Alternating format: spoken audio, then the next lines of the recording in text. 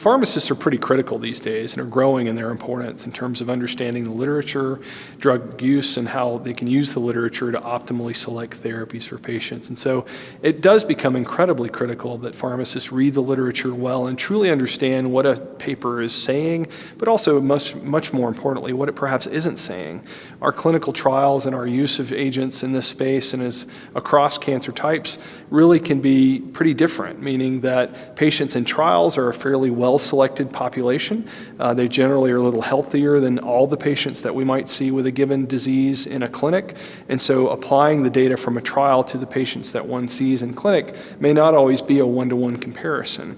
But understanding where the limitations are and what things we may need to have to understand better drug use versus things that we don't need to have to go ahead and use these drugs.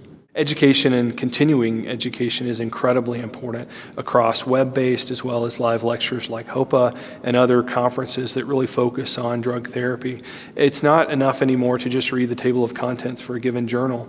Abstracts and real-time meetings are happening all the time that are putting forward groundbreaking and practice-changing data. And so to wait for a full publication is probably, you're going to miss it. And certainly to wait for an indication and approval within a given space may also be way too late. And so pharmacists have to really be scouring the web and scouring other places to understand the most up-to-date data.